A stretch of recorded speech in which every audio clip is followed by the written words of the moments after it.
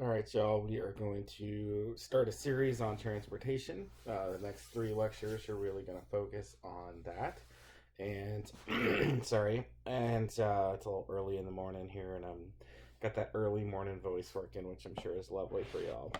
Anyways, we're going to spend the next three lectures talking about transportation. Today's really going to focus on a little bit of history of transportation planning in the United States, look at some of the laws that have sort of managed our transportation system and where the money comes from to pay for transportation across the United States. So that's where we're starting today.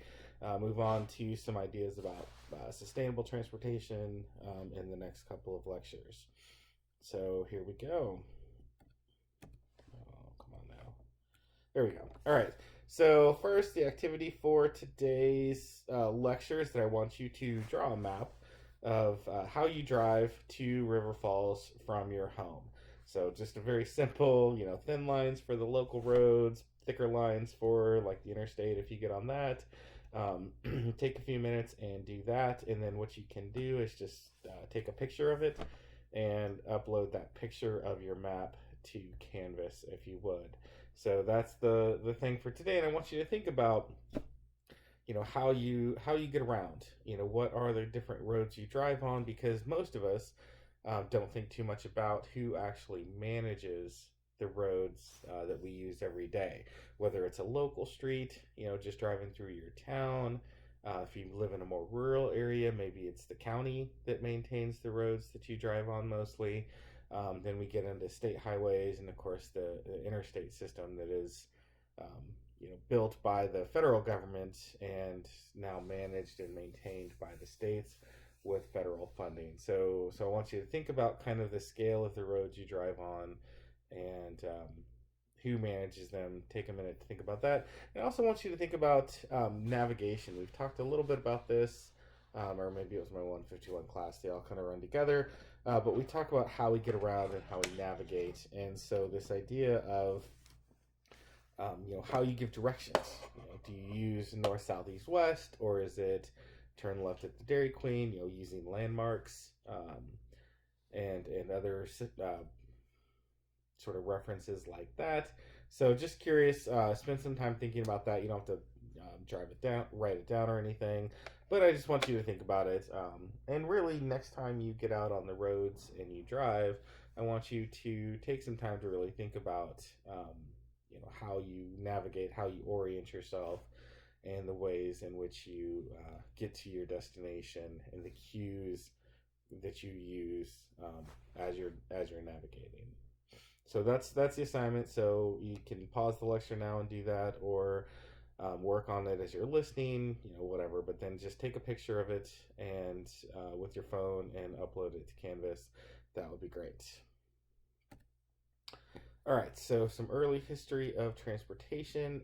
As we've talked about, most transportation was actually done by water prior to really the rise of the railroad.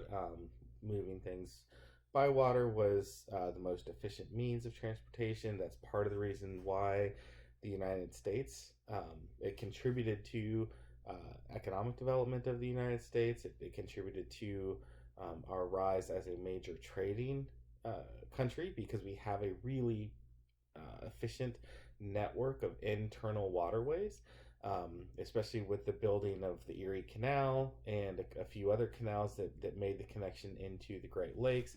You could actually, come through the Erie Canal into the Great Lakes, come down to the river system that connects into the Ohio, the Missouri, into the Mississippi River, and it really allowed the United States to become a cohesive nation because of the interconnected waterways that we had. But some early roads that were built between 1811 and 1837, the National Road, oftentimes called the Cumberland Road, ran east to west, connecting the Potomac and the Ohio rivers, a length of about 620 miles. And by making that physical connection, the Ohio River connects into the Mississippi River system. So again, we could move goods by river on through to the terminus of the Cumberland Road, and then have a shorter distance to move it to the Potomac River, where then it could enter into the Atlantic. And so really the idea of the road was just to connect those two river systems through a gap in the Appalachian Mountains that allowed for that connection to be made. And during this early history period, most roads were actually built and operated by private individuals or private companies, and there was a toll to use. So the actual term turnpike that you hear sometimes to describe roads actually was a reference to the pikes, the big long sticks that they used to actually block the road to force people to pay the toll, and then they would spin the pike or turn the pike to allow the people in the wagons to pass. So that's where that term turnpike comes from, and there you go, you learned something new today. So early 1900s, early beginning of the 20th century, we started to see states get involved in road building, recognizing the importance of having transportation. And funny enough, early development of paved roads was actually to help bicyclists, because prior to the rise of the automobile, bicycles were a fairly common mode of transportation in the United States. And obviously the skinny tires that they had back in the day weren't super effective for movement on dirt roads and mud roads and rutted roads. So paving the roads actually made life easier for cyclists. And then of course, as we developed cars, it just became the norm as well. And with the increase in state government engagement with roads, we started to see more centralized planning and more formal kind of engineering go along with how we developed and designed our roads. And the revenues to pay for all this came from user fees. So the licensing and taxing of vehicles, which we still have today, right? You have to register your vehicle every year, and we put taxes on fuel. So again, states were getting into the game of providing this common resource of roads and having users pay for it. So we also started to see more federal involvement at this time as well. So the Department of Agriculture at the federal level saw the need for farm-to-market roads to expedite farmers getting their products to market and making it easier and more efficient for them to do that. And in 1916, we saw actually a constitutional justification for roads to improve public welfare. So prior to really the last 20 or 30 years, the federal government actually saw limits to its power based on the Constitution. We've kind of gotten away from that in the last 20 or 30 years. But they actually, back in the day, used to look to the Constitution as a way to justify federal involvement in things. And the way that they justified actual federal funding for roads was to improve public welfare, make people's lives better, right? And in World War One, World War One was kind of the first modern war, if you will, and so we started to see a transition to warfare being fought with mobility. We tend to think of World War One as being just trench warfare, and everybody was locked in trenches. But the first year or two of the war was actually pretty mobile, and there was a lot of movement, and trucks and cars became a much more common way of moving troops and equipment around. And so having a good road network facilitated that movement of war goods. And I love the picture here from World War One. You have this sort of very modern motorcycle, right? This motorized means of transport, but in the back you have carrier pigeons, and that was actually one of the primary communication tools from World War One was actually carrier pigeons, because they didn't really have radios yet, and carrier pigeons were more reliable than running phone lines. As you can imagine, if you're in a war zone with artillery and stuff going off, trying to run wires was not very easy, and those wires were cut pretty regularly. But carrier pigeons were an effective way to maintain communication. So you kind of see the old and the new in this picture with the carrier pigeons. All right, so 1920s, we started to actually see the kind of creation of a federal and state highway systems, trying to connect major population centers and increase transportation. Local streets were largely left to cities, as they still are today. Maintaining just the internal circulation of communities is the responsibility of cities. But again, we're seeing as the automobile in this period becomes more and more common on the streets, it becomes more and more the dominant form of transportation. We're seeing more government involvement in the provision of roads and streets to facilitate that. So 1930s, now what we're seeing is that cars are becoming really kind of a critical tool for people. It's becoming necessary to own a car in this period. So I'm sure many of y'all probably read The Grapes of Wrath in high school at some point. It was one of those required books. And the automobile really plays a central role in that book, right? How the family loads up their truck, starts moving west out of Oklahoma, looking for opportunity across the Southwest into California. And the car is a critical part of the story, and their relationship with the car and keeping it running and all of that certainly plays a role in how that story unfolds. And so the picture here is exactly that. This guy has his whole life loaded up into the back of his car here. Looks like kind of a jerry-rigged truck on the back of maybe an old Model T or something. And so that movement of people during the Great Depression was facilitated by the roads that had been built in the 20s and by state and federal government.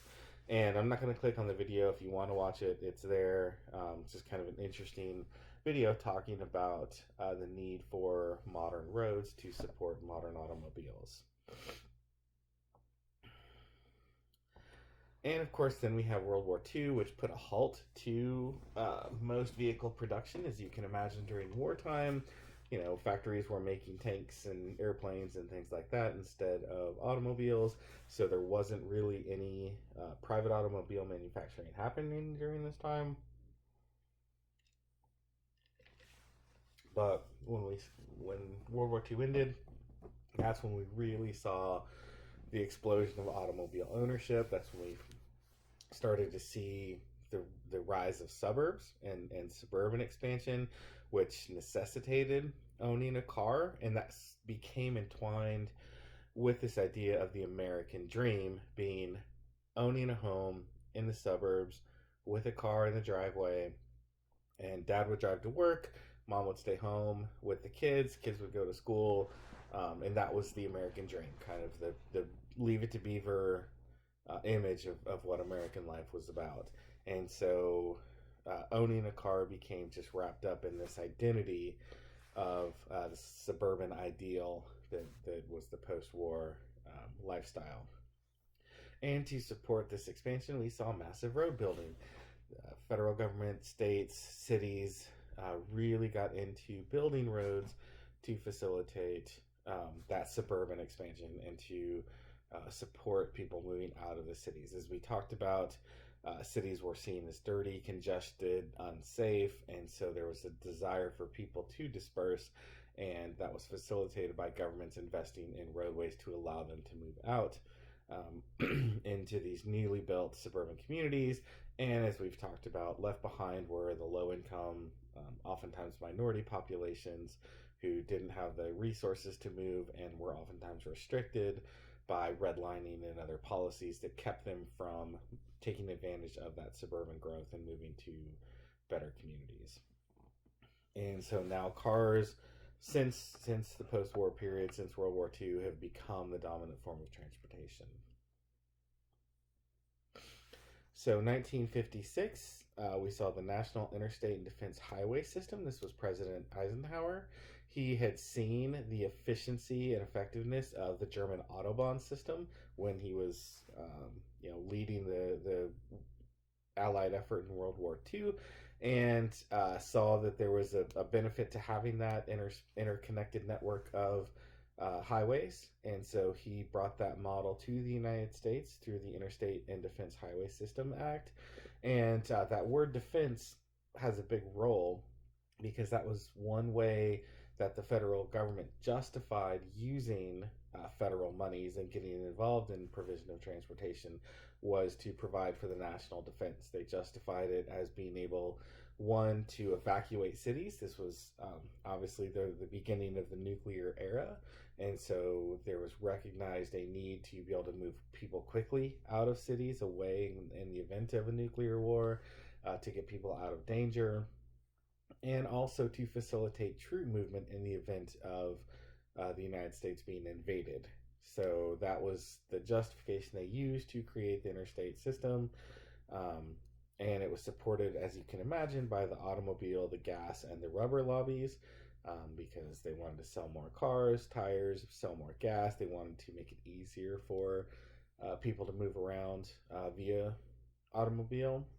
And the original length was about 41,000 miles across the country. Since its original layout, it's been added to new highway or interstate routes have been designated. There's still work continuing today on expanding the system. There's an Interstate 69 is being built. A lot of it is just connecting existing highways and bringing them up to interstate standards. There is some new construction connecting different links of it together, but it's going to run north to south, kind of paralleling I-35 further to the east. So about 20% of it went into, around, and through urban areas. And as we talked about, when they built those highways or they laid them out, much of the routes for those highways was through low-income and minority neighborhoods. As they came into cities, those were the easiest places to build. They had the least resistance because the people in those neighborhoods had the least financial and political capital to resist those highways being built. And so that's where contributed to urban decline, contributed to social decline as those neighborhoods were disrupted by the creation of the highways. So the 1956 Highway Revenue Act went along with the Interstate Defense Highway Act to fund it. And so that was a 3% per gallon fuel tax. And it established a trust fund for revenues to support the system. So the gas tax goes into a trust fund, which means it can't be used for other purposes. It can only be used for transportation expenses at the federal level. And so that's one way that it's supposed to be insulated from that money being taken and used to fund other projects that Congress may want. Sorry. And because of this new interest in highways and transportation, we saw increased planning. And so we saw a need for more kind of unified and holistic planning to make sure that standards were consistent as roads were being built. Because as we've talked about before, right, things like highways and roads don't stop at jurisdictional lines, right? A highway goes across different states, goes through different counties, goes through different cities. Local city roads connect to county roads, connect to state highways. And so there was a need to create some common ground on how how streets and roads were built and designed to ensure that things were consistent across these different jurisdictions. And so what you saw was the U.S. Department of Transportation created the Handbook of Highway Safety Design and Operating Practices. It is often called the Green Book. So you'll hear that reference from traffic engineers and traffic planners. They say, oh, what does the Green Book say? It's not green anymore, but that term has stuck. And it lays out, all the details of how to design different roads, has different standards for intersections, turning radiuses, radii, cul-de-sac lengths and all that. So it's really the guide for road designers and has in place all of those standards. So the Federal Highway Act of 1962 put in place 3C planning, continuing, comprehensive, and cooperative.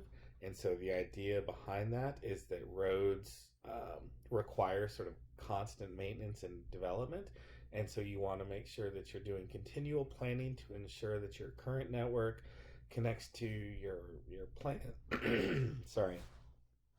Your planned network connects to your existing network, that future development interconnects well with roads that are already built, to make sure there is a cohesive design to everything, that you're looking holistically at your system to make sure, again, all the parts align, and that you cooperate, that, again, roads and cross jurisdictional boundaries, and you need to make sure that cities and counties and states are talking to one another to make sure that the system works all together. Also put in place this idea of regional planning.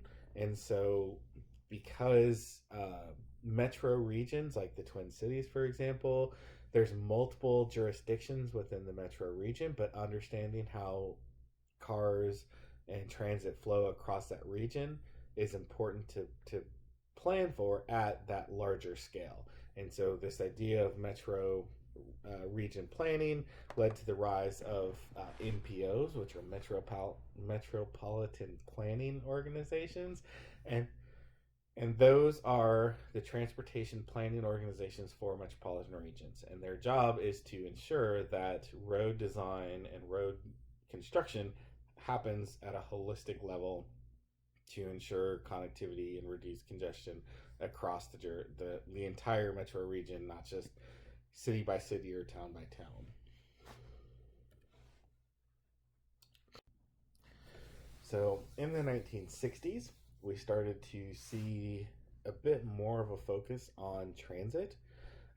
Prior to, of course, the rise of the automobile, people got around either on foot or streetcars. And so transit was pretty dominant prior to the 1920s, 1930s, when we started to see the decline of streetcars.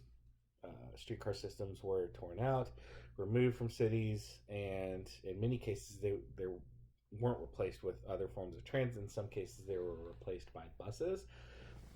But in the 60s, we began to recognize that this dependence on the single occupant automobile was not the best choice, particularly for those inner city families, low income families that couldn't afford an automobile.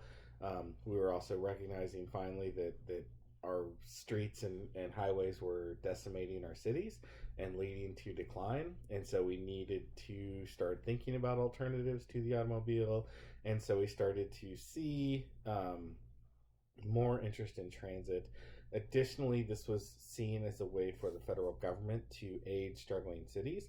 60s was the era of urban decline. So by the federal government giving money to cities to help put in bus lines and so forth was a way to financially subsidize urban areas without just giving money directly.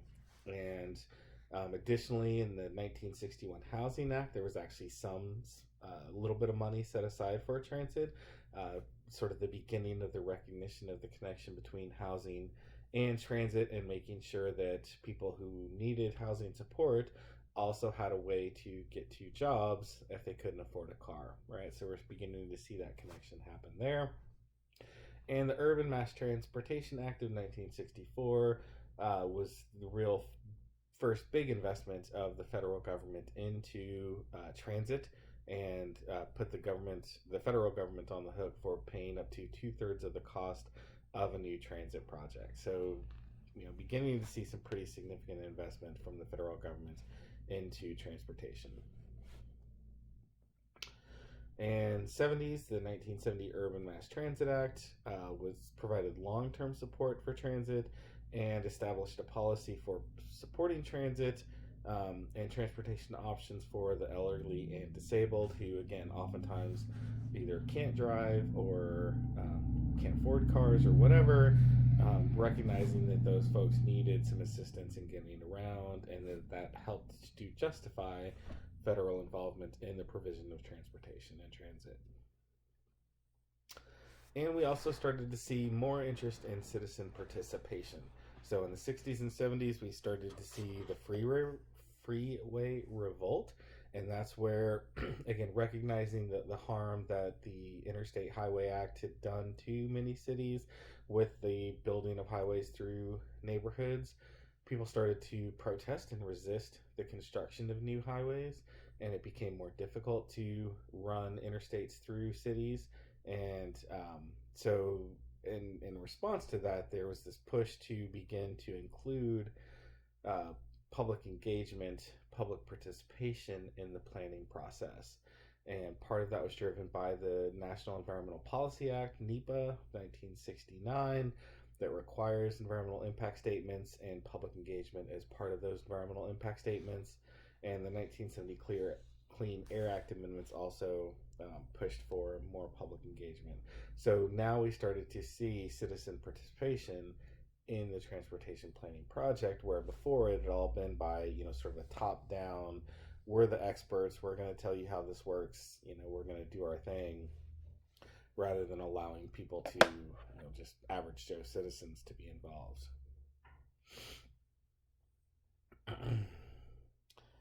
So in the 90s, we started to push more of this idea of intermodal planning. So we began to see value in improving cycling and pedestrian access and seeing those as actual meaningful modes of transportation as opposed to recreational activities.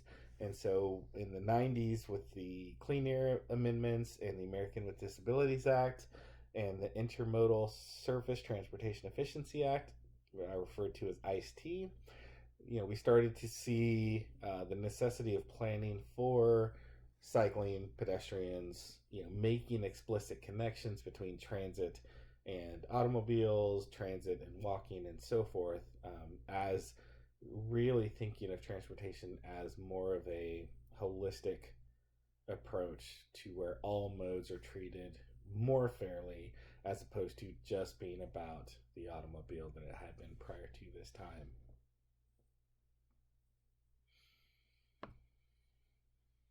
So in the 2000s, continuing with the T's, if you will, so we had ICE-T, then we had T21, which is the Transportation Equity Act for the 21st century. Then we had Safety-Loo, which is the Safe, Accountable, Flexible, Efficient Transportation Equity Act, a legacy for users. And these are all most federal programs. It's kind of weird the way the federal government works, but most federal programs, including transportation, all the bills are sunsetted. And so they'll pass, a transportation bill that's good for 5 years, 10 years, whatever it is, and then they have to come back in and reauthorize that program. So whatever package they put together, in 91 it was ICE-T, that was the Transportation Act that lasted until 98. That's when they came back with the T21. 2005 they came back with the Safety-Loo. And so you can see kind of every 7 years or so there's a need to reauthorize transportation funding, and every time that comes through, that's the opportunity for the politicians to fight over how that money's going to get spent, whether it's focused on automobiles or transit or whatever it might be. And so that's how Congress kind of works. And you can see in the one in 2015, the Fixing America's Surface Transportation Act, the FAST Act, you can see the breakdown of how that works. It's not quite $12 billion in fiscal year 16, and so most of the funding, the biggest single chunk goes to urban areas. So about $4.5 billion goes to fund projects in urban areas. Capital investment grants goes basically to the states and even sometimes down to local governments to pay for projects. State of good repairs, another big chunk of it, about $2.5 million. That is for maintenance of the interstate highways and other federal transportation projects. And then you can see as it breaks down from there, much smaller chunks going to other projects like the TOD pilot as transit-oriented development. Growing states and high density, is about $500 million. Seniors and disabled, about $250 million. Bus facilities, not quite $7 billion. And so forth. So you get an idea of how that funding gets spent there, but most of it is to pay for urban highways and so forth. And more recently, what we've seen is actually this more intentionality put into sustainability and livability, recognizing the impact that roads and highways have on our urban environments, on our communities, and recognizing that we need to think differently about our transportation system if we want to have sustainability and livability in our communities. And so the 2009 Federal Interagency Partnership for Sustainable Communities Act actually intentionally focused on aligning environmental, transportation, and housing initiatives because all of these things work together. If we're going to improve people's lives, we need not just to have affordable housing, but we need to make sure that affordable housing is built in places that have access to jobs.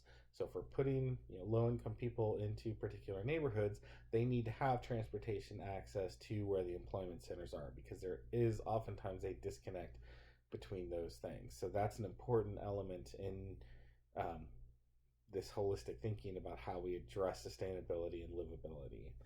And we started again to see more awareness and more interest in pedestrian and bicycle accommodations. So making sure that as funding comes down to state and local governments, that they're actually including facilities for pedestrians and bicyclists in federally funded projects. So that's a big shift in how federal funding works because before it was all about cars. Now we're actually seeing more interest in bikes and pedestrians. So, where does the money come from? What is the funding? Federal gas tax is 18.4 cents per gallon. If you remember, it started at 3 cents per gallon. It's gone up to 18.4 cents, and it hasn't changed since 93. So that's 27 years? Yeah, 27 years since that's gone up. As you can imagine, everything else has gotten much more expensive. Cars have also gotten much more fuel efficient. So that 18.4 cents doesn't go as far as it used to. And you can see over here the deficit in the costs of transportation. And so we're down significant amount. $107 billion is projected to be the deficit in 2026. Right now, here in 2020, we are in deficit. So basically, we're using other revenue sources to fund transportation projects because the gas tax doesn't cover the costs currently. Here in Wisconsin, our gas tax is 30.9 cents per gallon. So fairly high. And you don't see that in the bill, but that's a big chunk of total. That's what, almost 50 cents per gallon of gas is state and federal taxes. So you can kind of see where the funding gets split up. About 25% of overall government funding for highways and transit comes from the federal government. States, the biggest single provider at about 40 billion, and then local is about 75 billion. That pays for local roads, local transit systems that are also funded by state and federal governments as well. So you can kind of see that breakdown there.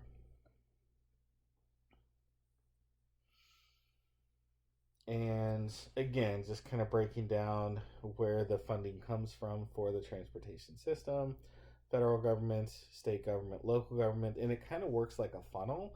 So most of the actual work done on like the interstate highways and federal highways and state highways is obviously done by state governments. So it's not like the federal government's really out there building, maintaining roads. They fund state governments who then do the work, or hire contractors to do the work.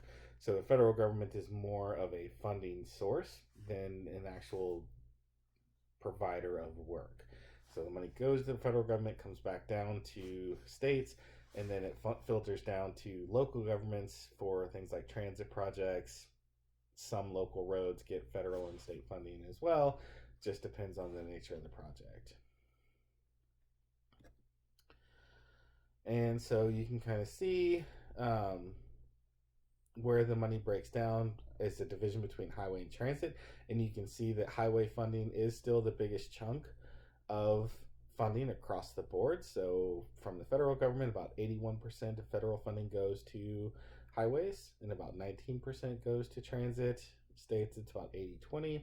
Local, it's about 60-40. So even though local governments are the primary provider of transit, they still spend more on roads than they do on transit. So it just kind of gives you an idea again of how we focus our attention, and that automobiles remain the biggest recipient of tax dollars. And you can see funding, how it works across the country.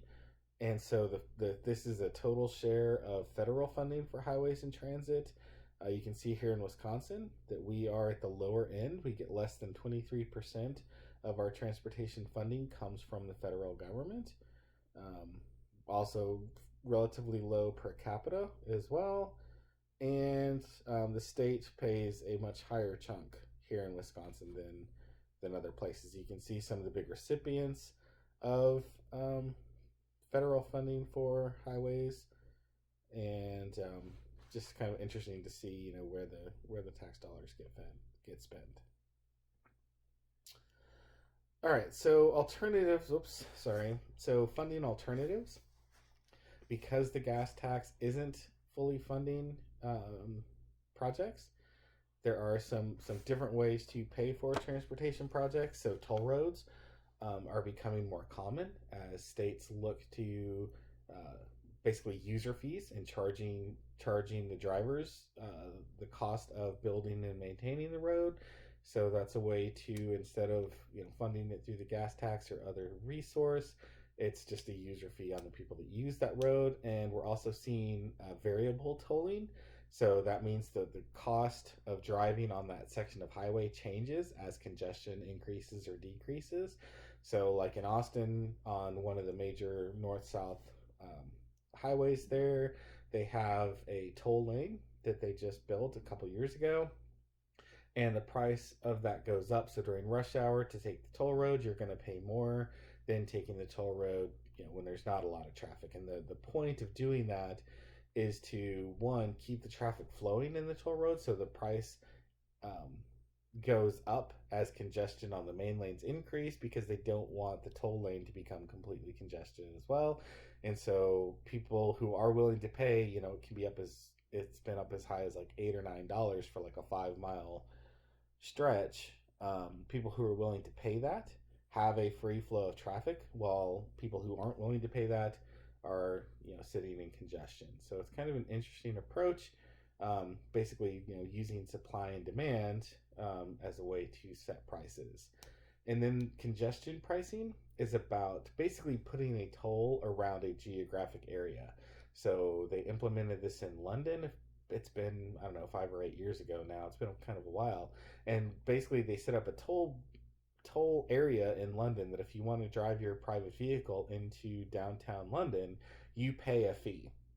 So it's not just a parking fee, but you also pay a fee just to bring your private car into London. And the point of doing that is to encourage people to use transit and to use taxis and other services to minimize the number of private cars in downtown, to reduce congestion. Because when people have to pay for things, they'll be like, oh, do I pay $15 to drive my car into downtown, or do I spend $3 and take the subway, right?